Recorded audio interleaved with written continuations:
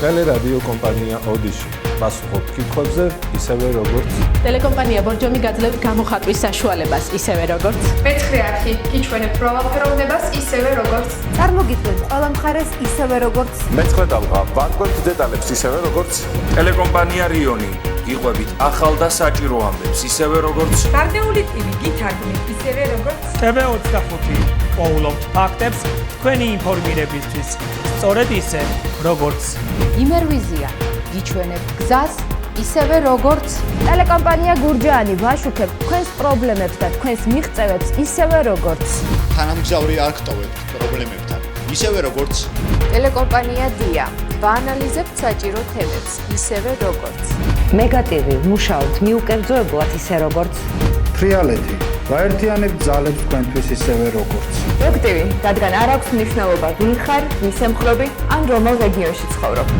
რეგიონული ტელევიზიები ყველგან და ყოველთვის მუშაობთ თქვენი ოჯახის უსაფრთხოებისთვის საქართველოსთვის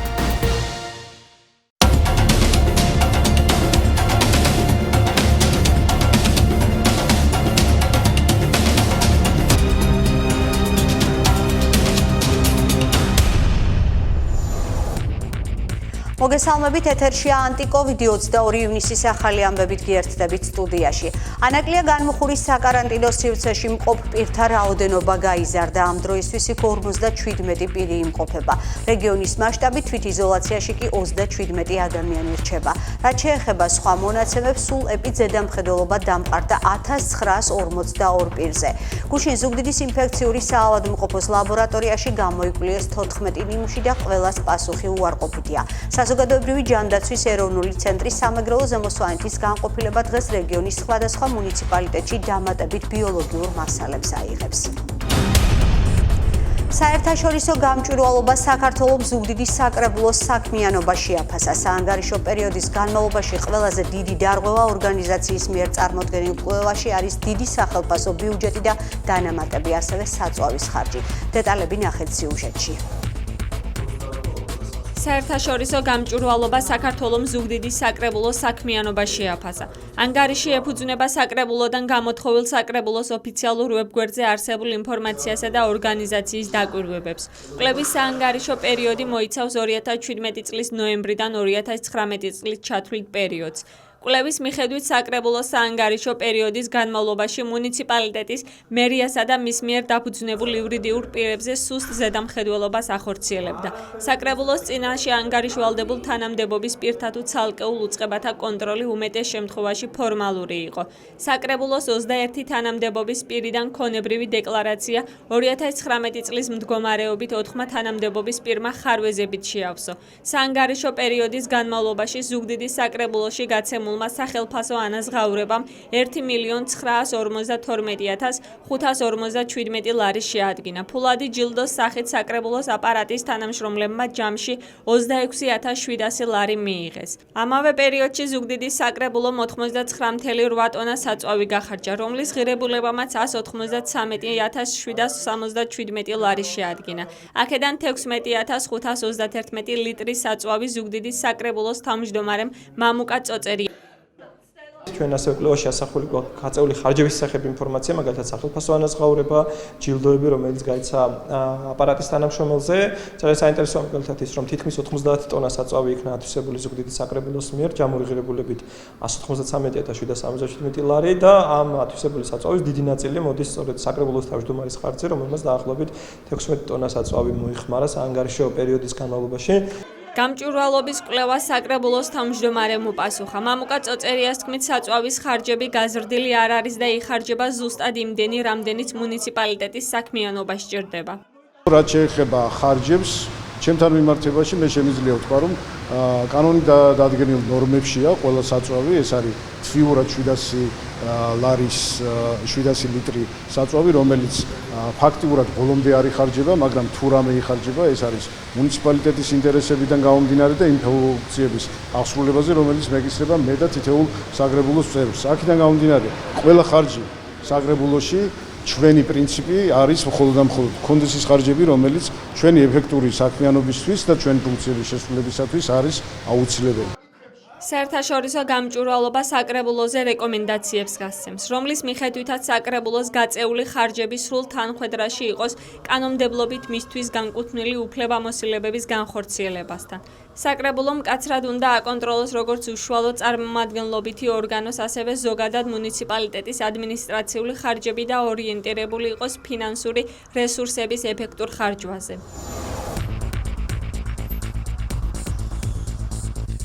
დილიდან რიგებია ენგურის ხიდზე ოკუპირებულ აფხაზეთში გადასვლა იმ ადამიანებს შეეძლებათ, რომლებიც აფხაზეთში ცხოვრობენ.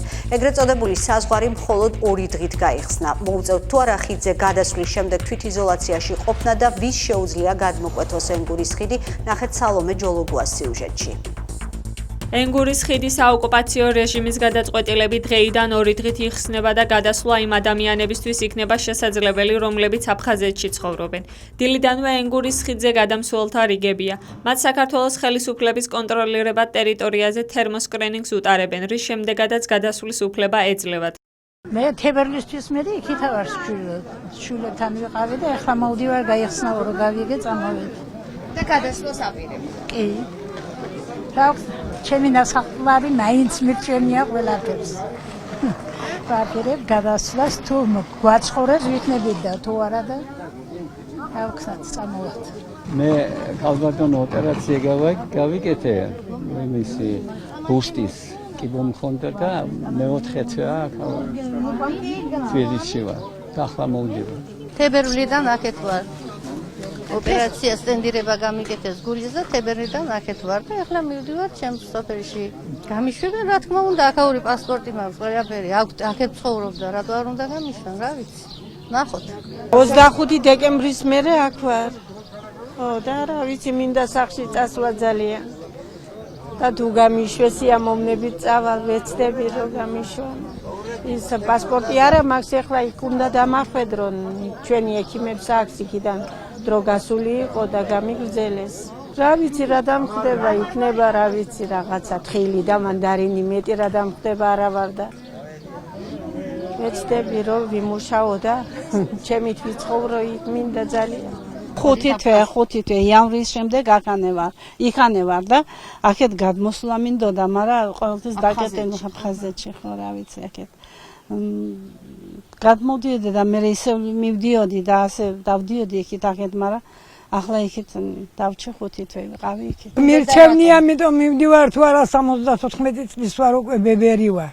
კორონა არ დამმართნია, მაგრამ აბად ვარ. მაგრამ იქ მირჩევნია, თხილი მაქვს, მანდარინი მაქვს, სახლი მაქვს. ოკუპირებული აფხაზეთიდან ზუგდიდის მიმართულებით გადაადგილება ამ დრომდე აკრძალულია. მხოლოდ იმ პირებს ეძლებათ გადაადგილების საშუალება, ვისაც სამედიცინო მომსახურება სჭირდებათ ან ენგურჰესის თანამშრომელია.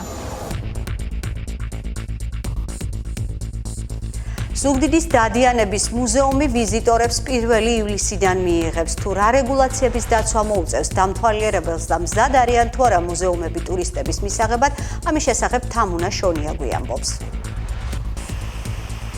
შეზღუდვები, რომელიც კორონავირუსის პანდემიამ გამოიწვია, ნელ-ნელა იხსნება და ეტაპობრივად ის ადგილები და დაწესებულებები გაიხსნება, რომელიც თითქმის 3 თვეზე მეტი დახურული იყო.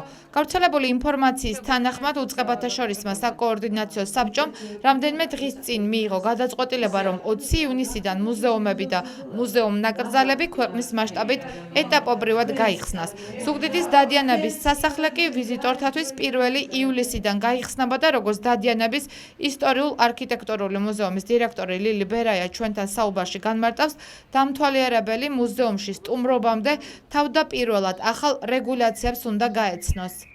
ჩვენი მუზეუმი იხსნება 1 ივლისს. ჩვენ გუშინ მქონდა სამინისტროდან ონლაინ შეხვედრა და აიქ ჩამოთვალეს ის რეგულაციები, რაც უნდა გავატაროთ აი ამ მუზეუმის გახსნასთან დაკავშირებით და სწორედ ამისთვის ვემზადებით. მისივე განმარტებით მუზეუმში ვიზიტორებმა თან უნდა იქონიონ პირბადე და მათ დახურულ შენობაში შესვლამდე თერმოსკრინინგი ჩაუტარდებათ.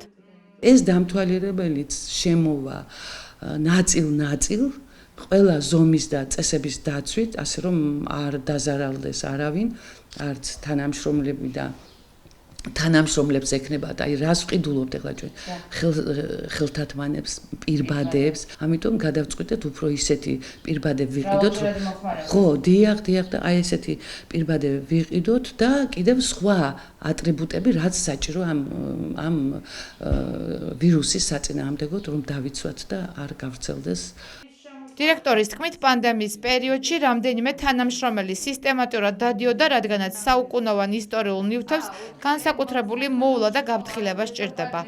ყოველ დღე მოვდიოდი და კიდე მოდიოდნენ დამლაგებლები, მეტვალყურეები, რომლებიც ანიავებდნენ, წმინდავდნენ იმითი, რა ქვიან, სპეციალური ხსნარით, ქლორით და ასე ქლორავდით და ასე შემდეგ.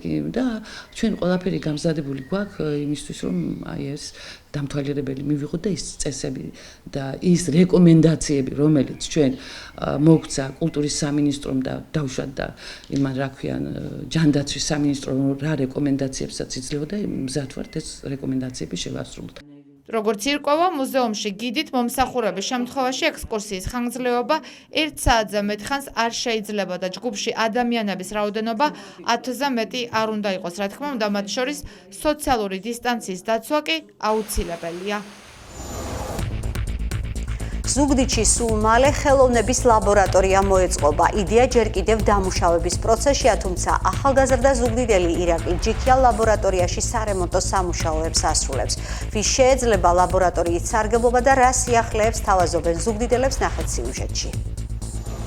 ზუგდიდში მალე ამ პატარა ოთახში ხელოვნების ლაბორატორია მოეწყობა. პროექტის იდეა ახალგაზრდა ირაკლი ჯიქიას პანდემიის დროს გაუჩნდა და ამისთვის სოციალური აქცია გაიღე 2 ლარი წამოიწყო. რას აპირებს, რა ეტაპზეა და ვისთვის კეთდება ეს ოთახი, ირაკლი ოდიშის გადამღებ ჯგუფს თავად უყვება. ჩვენ ძალიან ხშირად გვიწევს ურთიერთობა ახალგაზრდებთან, მოზარდებთან, აქედან გამომდინარე ხშირად როცა ვიკრიბებით, ვსაუბრობთ იმ თემებზე, თუ რა საჭიროებების წინაშე არიან ჩვენი ახალგაზრდები, სწორედ აქედან წამოვიდა იდეა ზუგდიდში ყოფილიყო პატარა სივრცე ხელოვნების ლაბორატორია, სადაც ახალგაზრდები, მოზარდები და არა მარტო ახალგაზრდები მოვიდოდნენ განტვირთვის მიზნით ხელოვნებით დაკავდებოდნენ. ზუსტად ეს გახდა ინსპირაცია ამ ქმედების, რომ ეს სივრცე გვექცია ხელოვნების ლაბორატორია, სადაც მოზარდები ისწავლიდნენ გამოყენებით ხელოვნებასთან დაკავშირებულ ბევრ საკითხს. იქნებოდა ეს მინანქარზე მუშაობა, სანკლების დამუშავება, ფერწერა, იქნებოდა რეწვითი და გამოყენებით ხელოვნების სხვადასხვა ასპექტები და ზუსტად ამ თემას ემსახურებოდა ის, რომ დავიწყეთ კამპანია ამ ოთახის შერემონტებისთვის და მივმართეთ ფანდრაიზინგს. ხალხს ვთხოვეთ, რომ ის მინიმალური თანხა, რაც იყო ჩვენს ვიდეო ბლოგში ნაჩვენები, საუბარი იყო ამ შემთხვევაში 2 ლარზე, გადმოერიცხათ ჩვენს ანგარიზე იმისთვის, რომ საბოლოო ჯამში ეს ოთახი ქცეულიყო ხელოვნების ლაბორატორია და ის მიზანი რაც გქონდა, რომ ახალგაზრდებისთვის საინტერესო სივრცე შეგვექმნა, ყოფილიყო ცოტა ხანში შედეგი. სანამ ლაბორატორია საბოლოო სახეს მიიღებს, აქ სარემონტო სამუშაოები მიმდინარეობს. ირაკლის იდეას მხარს მისი მეგობრები უჭერენ საერთაშორისო ბიზნეს სკოლიდან. ნებისმიერი ადამიანისთვის, ვისაც უყვარს ხელოვნება, ეს სივრცე მალე საყვარელი ადგილი გახდება. კორონავირუსის დროს დაწყებული ეკოაქცია და ბაღი, რომელიც ძველმანებისგან შეიქმნა. ნახეთ, აფხაზეთიდან დევნილი 29 წლის ნიკა ბართავას ძველი ნივთების ახალი სიცოცხლე და მწვანე კვალის ისტორია. აფხაზეთიდან დევნილი 29 წლის ნიკა ბართავა გარემოს დამცველი მოხალისეა. ეკოაქციებში მას შემდეგ მონაწილეობს, რაც ორგანიზაცია საუნჯეში ამ მიმართულებით აქციებში ჩაერთო და შემდეგ უკვე ჩვევად ექცა. ახლა სამეგრელოს ტურისტულ რეგიონებში დაბინძურებულ ადგილებს საკუთარი ძალებით ასუფთავებს. პანდემიის დროს ფოთში მეგობართან ჩასულს კოლხეთის ტყეპარკი დანაგვიანებული დახვდა და იქაურ მოხალისეებთან ერთად ტერიტორია დაასუფთავა. ჩართული ვარ არასამთავრობო ადგილობრივ არასამთავრობო ორგანიზაციებთან, მათ შორის საუნჯეში და არაერთი ეკოაქცია ჩაგვიტარებია ამ ორგანიზაციის თავოსნობით. შემდეგ ჩვევად გადამექცა, ასე ვთქვათ, ხან ხეების დარგვა არის, ხან დასუფთავების. გარემოს დაცვა არ არის მარტო დასუფთავება და ხეების დარგვა, მაგრამ ჩვენ რიგით მოქალაქეებს, რაც შეგვიძლიათ უნდა ჩვენი წვლილი შევიტანოთ გარემოს დაცვაში. კორონავირუსის დროს, ანუ შეზღუდვების დროს ფოთში ვიყავი მეგობართან და აღმოვაჩინეს საოცარი ადგილი კოლხეთის ტყე-პარკი, რომელიც გამოირჩევა მდიდარი ბუნებით, რომელიც იყო დანაგვიანებული სამწუხაროდ და ესე გადავწყვიტე რომ დაგვესუფთავებინა ეს ტერიტორია თავიდან არავინ არ ამყვა, მაგრამ შემდეგ როდესაც მარტომ დავიწყე ტერიტორიის დასუფთავება, ადგილობრივები ჩაერთნენ ამ საქმეში, გავიტანეთ ნაგავი, დავასუფთავეთ ტერიტორია და მას შემდეგ 5 ივნის გარემოს დაცვის დღეს ჰქონდა კიდევ ერთი აქცია, ასევე დასუფთავების, იქ დავდგეთ ბანერები, დავრგეთ ყვავილები, მივმართეთ ადგილობრივ მთავრობას, რომ დაიდგას ნაგვის ურნები, რათა არ დაბინძურდეს ტერიტორია. ნიკას ბუნება ძალიან უყვარს. პროფესიით კრიმინალის ფოტოდაქტილოსკოპისტია. გარდა იმისა, რომ მცენარეებს უვლის, ძველ ნივთებს ახალ სიცოცხლეს ძენს და სხვადასხვა აქსესუარებს ქმნის. ბაღის გაკეთების იდეაც ბუნების სიყვარულმა გადააწყვეტინა. ამბობს, რომ ყველა სეზონს თავისი ხიბლი აქვს. ამის წინათ აქ გამოვფინეთ გვირილები და ბაიები, შემდეგ სოციალურ ქსელში განვათავსეთ ფოტოსურათი და დიდი მოწონება დაიმსახურა და შეუძლია ნებისმიერ მსურველს მოვიდეს ესეთ მშვიდ გარემოში დაისვენოს, აკეთოს თავისი საქმე, სანამ აფხაზეთში დაბრუნდება, ნიკას სურვილია ეს ბაღი ზღაპრულ ოაზისად აქციოს და აქ მოსულმა თითოეულმა ადამიანმა თავი კომფორტულად იგრძნოს და დასვენების გარდა აკეთოს ის საქმე, რაც მას მოესურვება, მხოლოდ ერთი პირობით. ყველა სტუმარმა აქ მწვანე კვალი უნდა დატოვოს. ვისაც უნდა ჩვენთან დაისვენოს, ყავა მიერთვას, თავისი წვრილი უნდა დატოვოს, თავისი მწვანე კვალი და ერთი მცენარე მაინც უნდა დარგოს. ესე ეყოფა ხო მე მგონი. კი ბატონო. აი თან ახლა რომ მითხრა, აი ეს ძველმანი ნივთებით აკეთებ ყველაფერს და ძველმანი ნივთების გაცოცხლებით. დიახ, აი ის არაშნის ჭიქები არის ესეთი ქოთანი, უბრალოდ შევღებავთ და ჩაურგავთ ჩვეულებრივად არის. ამით ნარჩენებს შევამცირებთ, რაც ეკოლოგიისთვის კარგია, გარემოსთვის და დავზოგავთ თანხასაც. ხა ამასაც ჩავყაროთ. ესეც ასე, ჩემი მწვანე კვალი.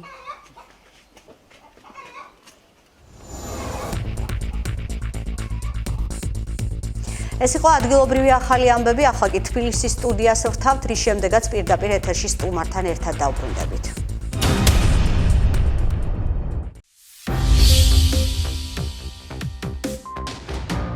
მიიღებს თუ არა საქართველოს 1 ივლისიდან უცხოელ ტურისტებს მთავრობას გადაწყვეტილი არ აქვს ტურიზმის გახსნის თაობაზე დღეს მთავრობის ადმინისტრაციაში გამართულ საკოორდინაციო საბჭოს მორიგ სხდომაზე იმშელეს. რასახით მოხდება უცხოელი ვიზიტორებისთვის საქართველოს საზღვრების გახსნა, ამის შესახებ უახლოეს დღეებში გახდება ცნობილი, თქვა ტურიზმის ადმინისტრაციის ხელმძღვანელმა. მარიამ ქრივიშვილის თქმით, გლობალურად ეპიდემიოლოგიური მდგომარეობა არ გაუმჯობესებულა, ამის ფონზე კი საქართველოს აკვირდება მსოფლიოში განვითარებულ მოვლენებს. ვაკვირდებით მსოფლიოში განვითარებულ მოვლენებს, მოგეხსენებათ, რომ საქართველოს ძალიან წარმატებული მოლაპარაკებები ჰქონდა პარტნიორ ტურისტულად აქტიურ ქვეყნებთან, მათ შორის როგორც არის ისრაელი, ისევე როგორც ევროკავშირის სხვადასხვა ქვეყანა, რადგან თავად ქვეყნებმა მდგომარეობიდან გამომდინარე მიიღეს გადაწყვეტილება გადაავადონ ტურიზმის და საერთაშორისო საზღვრების გახსნა რაღაც პერიოდით, ჩვენ მოგეხსენებათ, რომ ასევე თვალს ვადევნებთ ევროკავშირის გადაწყვეტილებას, რის ფარგლებში პირველ ეტაპზე მოხდა მხოლოდ შიდა საზღვრების გახსნა და თუ რა მოხდება მესამე ქვეყნებთან მიმართებაში ამ პროცესის დაკვირვება მიმდინარეობს. მაისში საქართველოს მთავრობამ განაცხადა, რომ რამდენიმე ქვეყანასთან მიმდინარეობს მოლაპარაკებები უსაფრთხო მწვანე დერეფნების შესაქმნელად და პირველი სახელმწიფო, საიდანაც კორონავირუსის პანდემიისას საქართველოს ტურისტებს მიიღებს ისრაელი იქნება, თუმცა ივნისში ამ ქვეყანაში ეპიდსიტუაციის გაუარესების გამო გადაწყვეტილება გადავადდა. კორონავირუსის პანდემიის პირობებში არჩევნები გლობალური გამოწვევა. ამის შესახებ საქართველოს პრემიერ-მინისტრმა გიორგი გახარიამ უწყებათა შორის საკოორდინაციო საბჭოს სხდომაზე განაცხადა. არჩევნები და პანდემია კიდე ცალკე თემაა, რომელიც ჩვენ ასევე მოგცემს წარმატებული გამოცდილების დაგროვების შესაძლებლობას. არჩევნები პანდემიის პირობებში არის გლობალური ასევე გამოწვევა. ესეც რაღაც ახალი მოვლენაა ჩვენ ცხოვრებაში და აქაც ბევრი რამე უნდა ვისწავლოთ, ისეთი, რასაც დავაგროვებთ, რის ცოდნის სისტემატიზაციასაც მოვახდენთ და შემდგომ უკვე დავტოვებთ იმისთვის, რომ ინსტიტუტები სულ უფრო და უფრო გაძლიერდნენ ჩვენს ქვეყანაში. არასამთავრობო ორგანიზაციებმა საპარლამენტო არჩევნების უსაფრთხოდ ჩატარების მსჯელობაზე საქართველოს მთავრობას პირველად 5 მაისს მოუწოდეს. შემუშავდეს დროებითი შეზღუდვების პირობებში არჩევნების ჩატარებისთვის შესაბამისი ნორმატიული აქტები, სადაც გაიწერება კონკრეტული რეგულაციები, რათა ტექნიკურად შესაძლებელი იყოს ყველა საჭირო პროცედურის ორგანიზება, ნათქვამი იყო საერთაშორისო გამჭვირვალობა საქართველოს განცხადებაში. 2021 წლებში მოსწავლეები სახელმძღვანელოებს ნაბეჭდის სახითაც მიიღებენ. განათლების სამინისტრო უარყოფს მედიაში გავრცელებულ ინფორმაციას, რომ უწყებამ გამომცემლობებს მომდევნო სასწავლო წლისთვის ელექტრონული წიგნების მომზადების დავალება მისცა. მათი განმარტებით, წიგნის გაელექტრონულება კორონავირუსის პანდემიას არ უკავშირდება და პროცესი პანდემიამდე ახალი სასკოლო მოდელის ფარგლებში დაიწყო. უწყების მიერ მოწოდებული განცხადებით გამომცემლებთან სამუშაო შეხვედრა გრიფირებული სახელმძღვანელოების გაელექტრონულებაზე უფლების მიღების მიზნით გაიმართა. პოსტპანდემიურ პირობებში სურსათის ეროვნული სააგენტო ბიზნეს ოპერატორების შემოწმებას განაგრძობს. სურსათის უნებლობის მოთხოვნებთან შესაბამისობა და ობიექტის სანიტარულ-ჰიგიენური მდგომარეობის შემოწმებასთან ერთად სააგენტოს წარმომადგენლები გასცემენ რეკომენდაციებს კორონავირუსთან დაკავშირებულ პრევენციულ ღონისძიებებზე. დასაქმებულთა და მომხმარებელთა თერმოსკრინინგი, მომხმარებელთა მიღება წინასწარი დაჯავშნის სისტემით, უნაღდო ანგარიშწორებით სარგებლობა, მაგიდებს შორის 2 მეტრიანი, ხოლო სკამებს შორის 1 მეტრიანი მანძილის დაცვა. ერთ მაგიდასთან არაუმეტეს 6 ადამიანის მოთავსება. ეს იმ რეკომენდაციების არასრული ჩამონათვალია, რაც ღია და დახურული სივრცის მქონე კვების ობიექტებისთვისაა გაცემული. არსებული მდგომარეობიდან გამომდინარე, ჩვენი ინსპექტორები ბიზნეს ოპერატორებს უმარტავენ იმ რეკომენდაციებს, რომელიც უნდა გაითვალისწინონ COVID-19 საპრევენციო ღონისძიებებიდან გამომდინარე, რათა თვითონაც და ასევე მომხმარებლებიც იყვნენ დაცულები. თბილისის სავიზო სააპლიკაციო ცენტრი 29 ივნისიდან მუშაობას განაახლებს. ამის შესახებ განცხადებას საქართველოში დიდი ბრიტანეთის საელჩო ავრცელებს. სავიზო განაცხადის შევსება ონლაინ უკვე ფუნქციონირებს. გავრცელებული ინფორმაციით, ცენტრში ვიზიტისას საჭირო იქნება COVID-19 პანდემიით გამოწვეული უსაფრთხოების წესების დაცვა, მათ შორის ტემპერატურის გაზომვა, პირბადის ტარება და სოციალური დისტანციის დაცვა. გასული 24 საათის განმავლობაში ოფიციალური მონაცემებით საქართველოში კორონავირუსის 2 ახალი შემთხვევა დადასტურდა და რიცხვი 908-მდე გაიზარდა. განიკურნა კიდევ 6 პაციენტი. სტოპ-კოვის მონაცემებით საქართველოში 133 აქტიური შემთხვევაა. გამოჯამრთელებულთა საერთო რიცხვი დღევანდელი ოფიციალური მონაცემებით 761-ია. გარდაცვლილთა საერთო რიცხვი კი 14-ია. ვორლდომეტრის მონაცემებით მსოფლიოში კორონავირუსით ინფიცირებულთა რაოდენობა 9 მილიონს გადააჭარბა. შემთხვევების რაოდენობით ამერიკის შეერთებული შტატები, ბრაზილია და რუსეთი ლიდერობენ. ჯანდაცვის მსოფლიო ორგანიზაციამ 21 ივნისს კორონავირუსით ინფიცირების რეკორდული მაჩვენებელი დააფიქსირა. მსოფლიოს მასშტაბით 183,020 ახალი შემთხვევა გამოვლინდა. 22 ივნისის 14 საათის ოფიციალური მონაცემებით მსოფლიოში COVID-19-ისგან 4,850,475 ადამიანი გარდნიკურნა. 471,027 კი გარდაიცვალა. პერუს სოფელ შიფიბოში მაცხოვრებელთა 80%-ს კორონავირუსი აქვს. ამის შესახებ CNN წერს. ერთადერთმა ექიმმა კი სოფელი ეპიდემიოლოგიური მდგომარეობის გამწვავების გამო დატოვა. შიფიბოში მხოლოდ 1 ექთანია, რომელიც 700-ზე მეტ კორონავირუსით დაინფიცირებულ პაციენტს მკურნალობს. ოფიციალური მონაცემებით პერუში კორონავირუსის 214,936 შემთხვევაა დადასტურებული, აქედან 151,967 გამოჯამრთელებულია, 8,045 კი გარდაცვლილი. ჩვენს სტუმართან ერთად ვართ პირდაპირ ეთერში. ჩვენს კითხვებს ახალგაზრდული მუშაკი ირაკლი ჯიქია უპასუხებს. მოგესალმები ირაკლი, მადლობა რომ ხარ ჩვენი გადაცემის სტუმარი. შენ ხარ ადამიანი, რომელიც ახალგაზრდულ საქმიანობებში აქტიურად ხარ ჩართული. რომელია ყველაზე მნიშვნელოვანი პროექტი, რომელიც ამ მიმართულებით განგიხორციელებია? მოგესალმებით, პირველ რიგში ძალიან დიდი მადლობა მოწვევისთვის. მივესალმებით თქვენს მაყურებელს და ვუსურვებ, რომ სასიამოვნო დღე გქონდეს. რაც შეეხება პროექტებს, რომელიც განვახორციელეთ, საკმაოდ ბევრი არის მათი რაოდენობა. მაგრამ ვეცდები რომ რამოდენიმე გამოვყო, ერთ-ერთი რომელიც ყველაზე მნიშვნელოვანი პროექტი იყო, არის მოხალისეობრივი პროექტი, რომელიც ხორციელდებოდა საქართველოს მასშტაბით და საქართველოს საუკეთესო მოხალისის სტატუსი წარმოვიღეთ რამოდენიმეჯერ ზედიზედ ზუგდიდში და მეორე პროექტი, რომელიც ვფიქრობ რომ ძალიან მნიშვნელოვანი იყო ახალგაზრდებისთვის, ეს არის იდეათონი, რომელიც ტურიზმის შესახებ გაიმართა და შემოიკრიბა 100-მდე ახალგაზრდა. ამ ახალგაზრდებმა იმუშავეს იმაზე თუ როგორ შეიძლება განვითარებულიყო მათი კუთხების მიხედვით, რეგიონების მიხედვით ტურიზმი და შესაბამისად დადეს ტურიზმის განვითარების პატარა გეგმა, ნუ მართალია ეს ახალგაზრდების შესაძლებლობების შესაბამისად მოხდა, მაგრამ ვფიქრობ რომ ძალიან საინტერესო პროექტი იყო. გარდა ამისა, დღემდე ხუბ ვახორციელებთ სხვადასხვა მიმართულებით სხვადასხვა პროექტებს და ერთ-ერთ კარგ ინფორმაციას გავაშხერებ თქვენთან რომ ამ ეტაპზე ჩვენი გუნდი, ახალგაზრდული გუნდი მუშაობს იმაზე, რომ გაკეთდეს პატარა კომიქსი მეგრული მითოლოგიების საფუძველზე, სადაც ნუ რა თქმა უნდა ნარატივი იქნება ქართულ ენაზე, მაგრამ მითი იქნება მეგრულ ენაზე და შესაბამისად ეს ყველაფერი იქნება გაკომიქსებული და კომიქსის ვერსიით გამზადებული. ამდენად ყოველდღიურ პროცესში ვართ, იხატებიან გმირები, რომლებიც უნდა იყვნენ ამ კომიქსის პერსონაჟები და საბოლოო ჯამში ძალიან მალე დავდებთ კარგ შედეგს ამ კუთხითაც. და სანამ სხვა კითხვაზე გადავალ, ირაკლი, მინდა კითხო, აქაც რომ განმარტოთ, რა თქმა უნდა, სიუჟეტი გავიდა ეთერში, მაგრამ თქვენ მალე გექნებათ, ანუ ზუგდიდელ ახალგაზრდებს ექნება ხელოვნების ლაბორატორია, ვინ იქნება თქვენი სტუმარი ამ ხელოვნების ლაბორატორიაში და ვის შეუძლია სარგებლობა?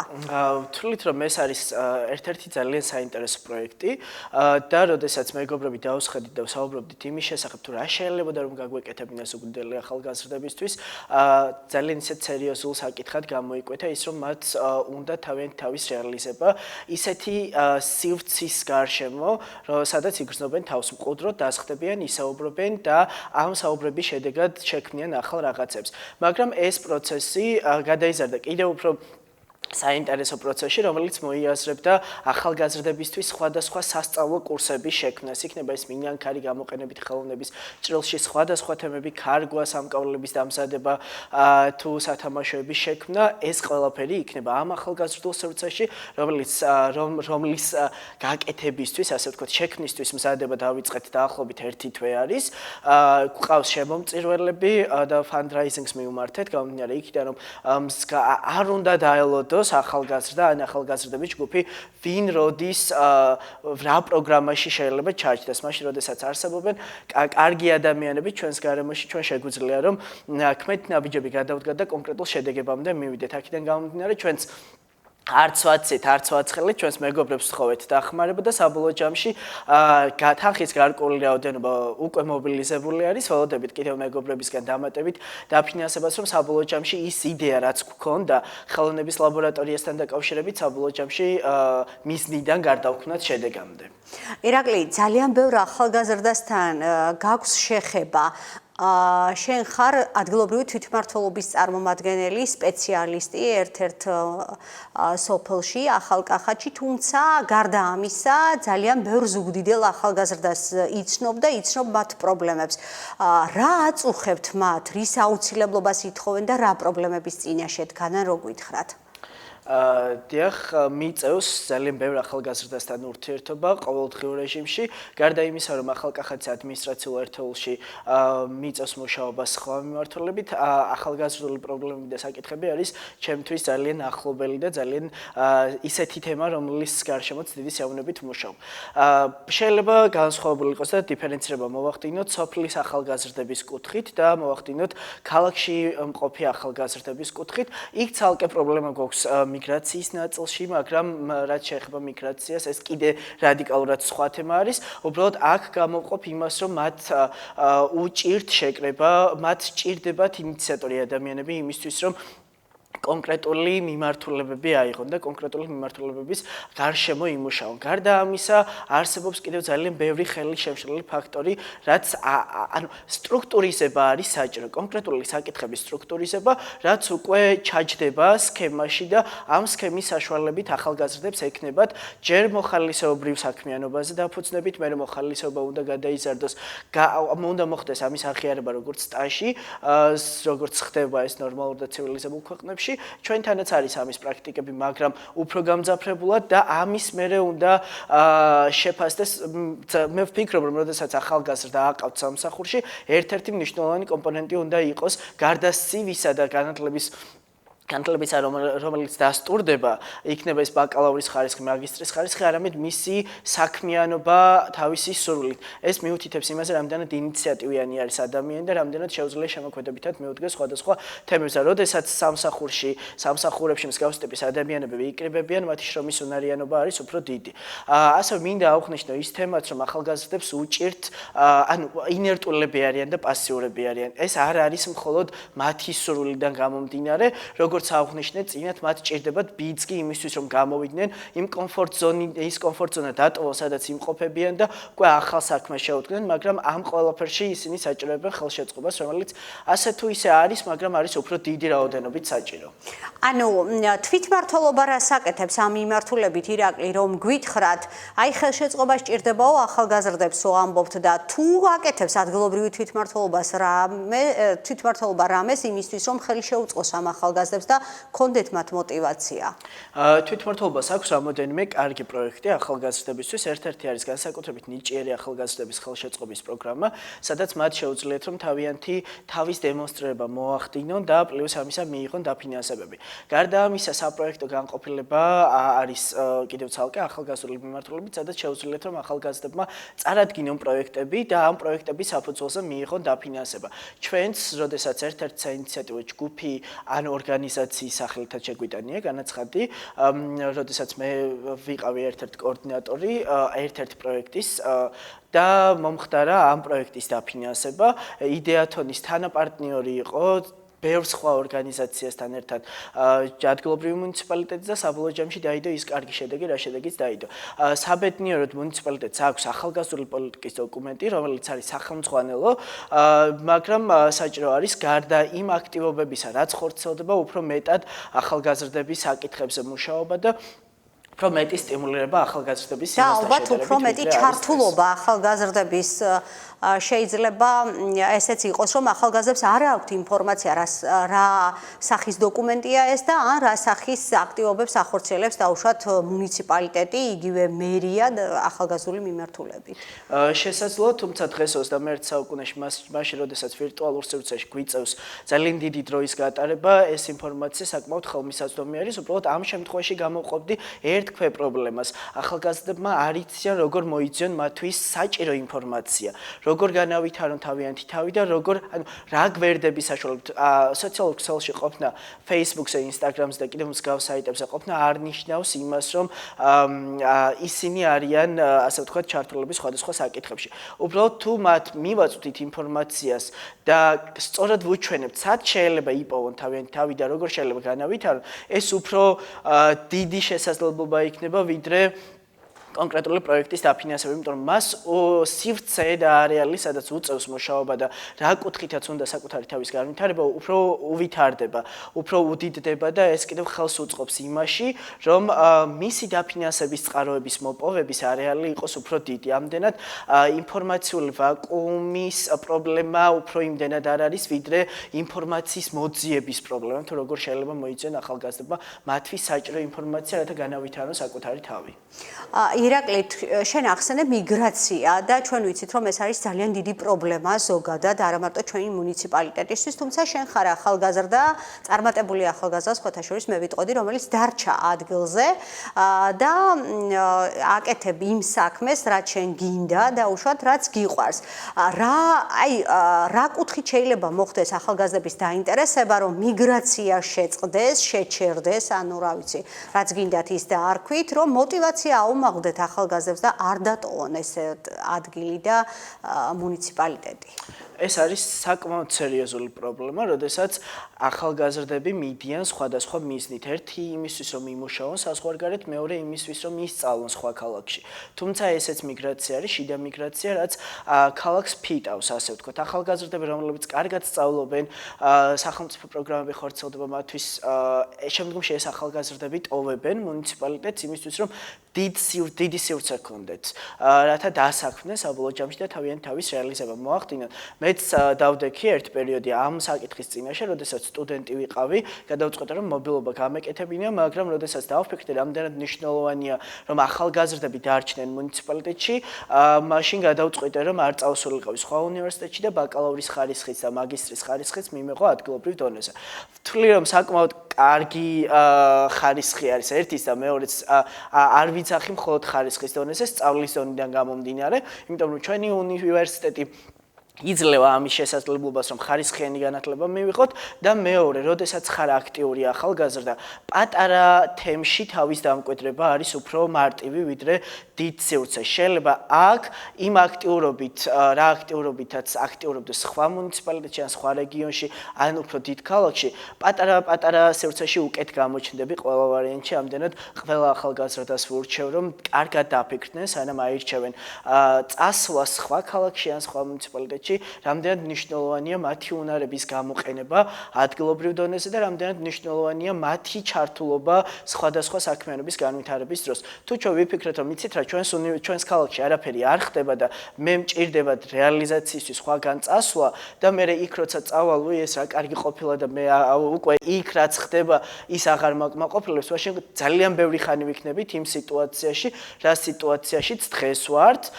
უბრალოდ ბევრი უნდა ვიყოთ ისეთი ადამიანები, ვინც დავფიქრდებით, რამდენად მნიშვნელოვანია ჩვენი ყოფნა რეგიონში, ჩვენი ყოფნა იმ პატარა ქალაქებში და იმ პატარა მუნიციპალიტეტებში, რომელშიც ვართ, რათა პატარ-პატარა სიკარგეები შევქმნათ, რომელიც საბოლოო ჯამში შექმნის იმ ეკოსისტემას, რომელიც სხვა ახალგაზრდებისთვის იქნება საინტერესო, მაგრამ ისევ და ისევ მსგავს ტიპის ახალგაზრდების, ან ზოგადად ახალგაზრდების მუნიციპალიტეტებში და რეგიონებში დარჩენის ნაწილში ძალიან აქტიური როლი უნდა ითამაშოს სახელმწიფომ და ერთ-ერთი კარგი კომპონენტი არის, როდესაც ხდება ახალგაზრდების გაერთიანება და მათი ფინანსური წახალისება, ოღონდ ამ შემთხვევაში არ ვიძახი როგორც თანხის ჩუქებაზე არ მოქვს საუბარი, უბრალოდ დაფინანსების კუთხით, სხვადასხვა კუთხით. უნდა მოხდეს ახალგაზრდების გაერთიანება კონკრეტული თემატიკის გარშემო და გრანტების გაცემა მათზე და რაც მნიშვნელოვანია, მეწარმეობრივი კომპონენტი უნდა გაძლიერდეს ახალგაზრდებში. ეს არის ჩემი აზრით ძალიან მნიშვნელოვანი თემა, რომელიც ვფიქრობ, რომ ახალგაზრდების მიგრაციას შეუშლის ხელს. დიდი მადლობა ირაკლი, ეს იყო ძალიან საინტერესო ინტერვიუ. ვფიქრობ, რომ ძალიან ბევრი ახალგაზრდა უყურებს ამ საინფორმაციო გამოშვებას და დაფიქრდებიან ისინი იმაზე, რაც ამ გადაცემაში თქვენ ისაუბრეთ. ეს იყო დღის მნიშვნელოვანი ამბები სპეციალური საინფორმაციო გამოშვება ანტიკოვიდი, რომელიც ტელერადიო კომპანია ოდიშმა თბილისის სტუდიასთან ერთად მოამზადა. გამოაგზავნეთ კითხვები ჩვენს ოფიციალურ გვერდზე www.facebook.com ოდიში TV ან დარეკეთ ტელეფონის ნომერზე 5959155 და დასვით შეკითხვები. ნახვამდის.